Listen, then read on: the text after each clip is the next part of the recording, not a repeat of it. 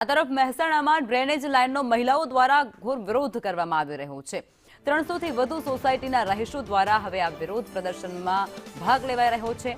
થાળી અને વેલણ વગાડી તંત્ર સામે રોષ દર્શાવાયો છે। પાણીના સંપ પાસે ગટર લાઇનનો વિરોધ કરાયો છે। સંપ અને બે ટ્યુબવેલની નજીક ગટર લાઇનનો વિરોધ થઈ રહ્યો છે। દૂષિત પાણીના ત્રાસથી હવે રહીશો કંટાળી ગયા છે અને હવે તેઓ રસ્તા પર ઉતર્યા છે। વારંવાર રજૂઆત સ્થાનિકો દ્વારા કરવામાં આવી છે, પરંતુ કોઈ નક્કર કાર્યવાહી કે પછી યોગ્ય પગલાં લેવામાં નથી આવ્યા અને તેને લઈ અને હવે આ લોકો વિરોધ પ્રદર્શન કરી રહ્યા છે। થાળી અને વેલણ વગાડી સરકારને જગાડવાના પ્રયાસો કરી રહ્યા છે।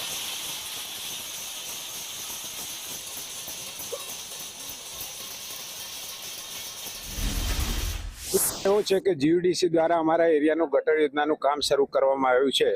એના ભાગરૂપે સધી માતાના હયાત હેડવોશ ઉપર અંડરગ્રાઉન્ડ ડ્રેનેજનું પમ્પિંગ સ્ટેશન 6 MLD નું બનાવવામાં આવી રહ્યું છે।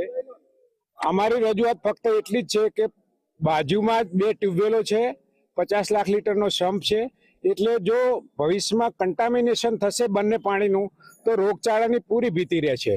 અત્યારે નવું સ્ટ્રક્ચર હશે તો કદાચ ખબર નહીં પડે, પણ કાળક્રમે જ્યારે પમ્પિંગ સ્ટેશન 11 મીટર ઊંડું છે તો એમાં તો સદાય ગંદુ પાણી ભરાયેલું રહેવાનું છે।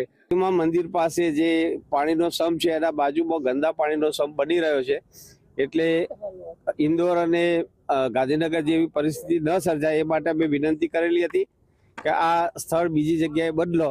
એના બને એનો વાંધો નથી, પણ પીવાના પાણીના બાજુમાં સંપ ન બને એના માટે અમે વિરોધ નોંધાયેલો હતો, રજૂઆત પણ કરેલી છે, કામ પણ બંધ કરવા વિનંતી કરેલી છે।